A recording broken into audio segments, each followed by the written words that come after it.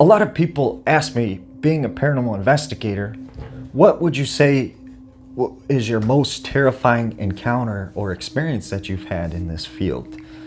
Now, that would be many years ago when I had a group, the Illinois Investigators of Unexplained Phenomenon. This family reached out to me, and this guy had told me that there was something going on in his basement. They were hearing weird sounds. His wife had seen a man down in the basement. He went and checked it out. There was no one down there, and there was no way anyone could have gotten into the basement or gotten past him. And he said his wife was terrified to go down in the basement and do laundry. And he didn't know what to do because they weren't able to do laundry because no one wanted to go down in this basement.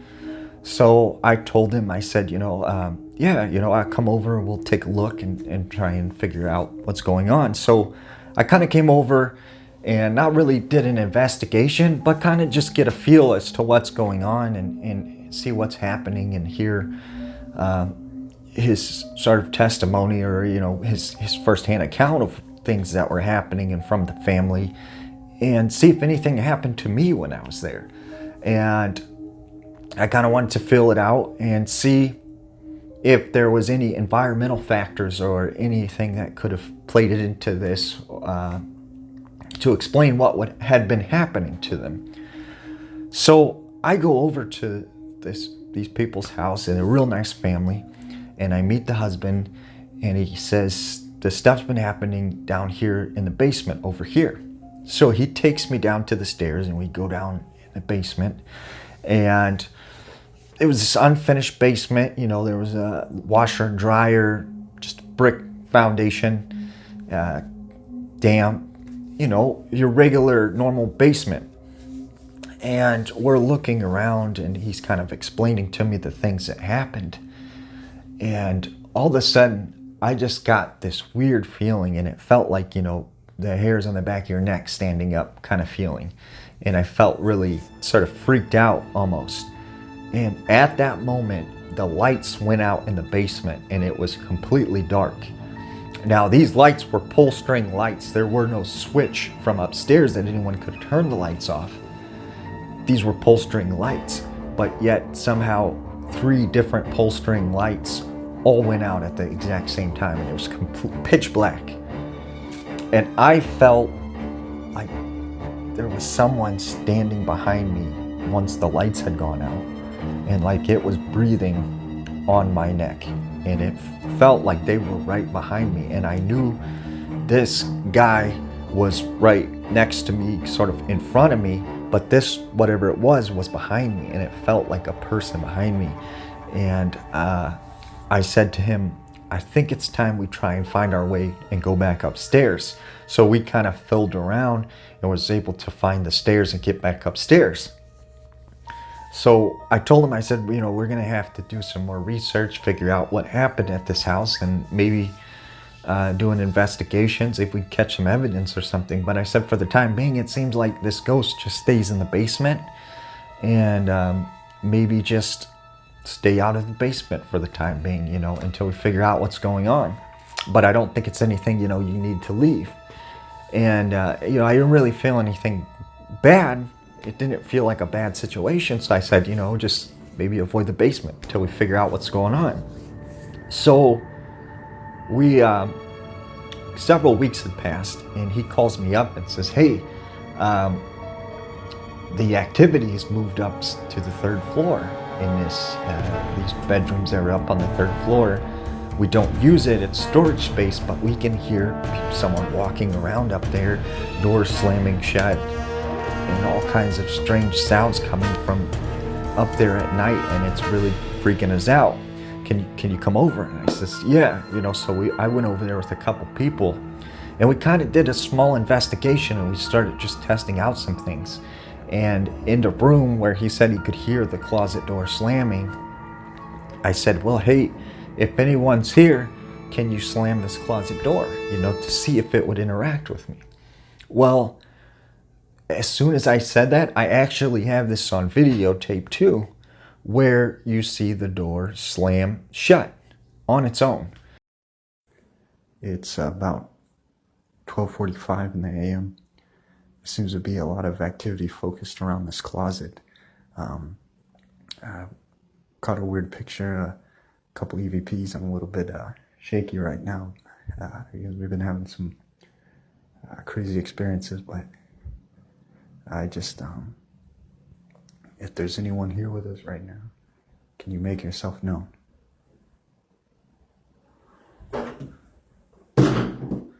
Oh, man. Okay, they're here. Just, if you want to go downstairs, I don't think you should be in here right now. Yeah, all right. Oh, wow, this is really, really scary. Oh, man. As you can see, this closet's completely empty. There's nothing in there. I don't know what just made that happen. And, which is exactly what he said had been happening there. And at the same time, we started taking a bunch of pictures of the same room. It seemed like the activity was focused on this room. So I took pictures of this closet door specifically. And on that closet door, you see that the closet door is closed. And you see a hand in one of the pictures, and it's wrapping around the door. And I actually have the picture too, which I'm going to show you here.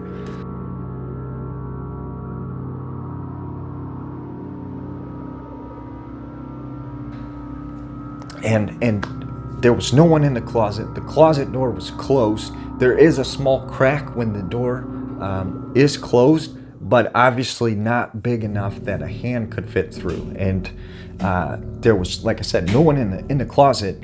There's obviously not a light trick or something interfering with the lens or the camera. So I can't explain it, except that there was a picture of a hand of something supernatural. And we definitely got a lot of evidence, and I think I got an EVP, but I'm not exactly sure where that is. And if I can find that, I'll post it in another video. But this same person, like about a week after that, we were going to come back out and do another investigation, and I was still trying to find information about this home, and I really couldn't. Was having trouble finding any information as to what, who built this home, who owned it, any previous owners, or what, if anything, had happened in this area. Well, about a week later, after this encounter had happened, he called me up in about like 3 or 4 in the morning, and he says that just things went out of control. He said that the lights and the doors were slamming, the lights were flickering and going on and off, doors were opening, and just everything was going nuts. And him and his family fled the home and left, and they were staying at a hotel, and they weren't going to go back there. And he said, the door's unlocked. If you want to go and check it out, you're welcome to, but we're not going to go back in the home, and I won't join you there. So I got another person that was in my group, and I called him up and I said, do you want to go here this morning and check this out? And it was like 7 o'clock in the morning.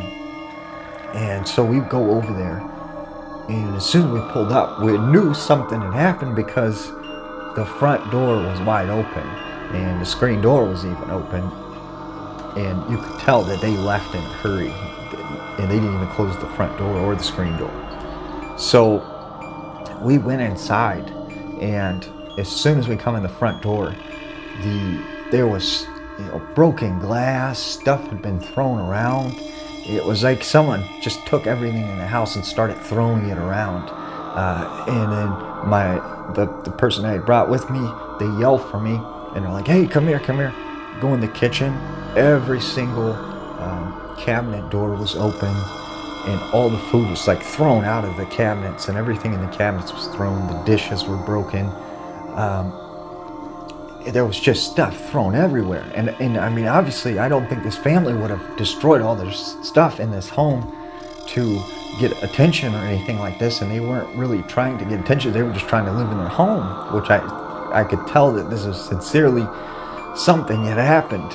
And Another weird thing that I noted is on the wall, man, it was oozing stuff, and I don't want to necessarily subscribe to the fact that there's such thing as an ectoplasm, but this looked like some sort of weird substance that I couldn't figure out how it got on the wall. It wasn't blood. It wasn't water. It wasn't moisture. It was like some gelatinous goo that was almost like coming out of the wall, you know? Like the wall was almost like, it was like seeping and oozing out of the wall. And it was really weird. And I did take a hammer and I hit into the drywall. And I looked back there and I felt it was all dry. There's nothing behind the drywall. It was almost like somehow this was inside the drywall itself, and it was oozing out the drywall. And I couldn't explain that. And I think like, it was such a severe case of haunting that I'd ever seen before. And the crazy thing about that is that these people end up, letting the house go back to the bank, and we never got to go back and investigate and do more investigation and research. But and as far as I know, that the owners that have been there, I don't know if they've had problems or not. I haven't really reached out to them, but I thought that was probably the craziest case that I'd ever seen, where like it was, stuff actually getting broken and destroyed, and the house actually like oozing stuff out of the walls. But yeah, that's probably my most terrifying encounter as a paranormal investigator. But thank you guys for listening. I'm Parahan. Peace out.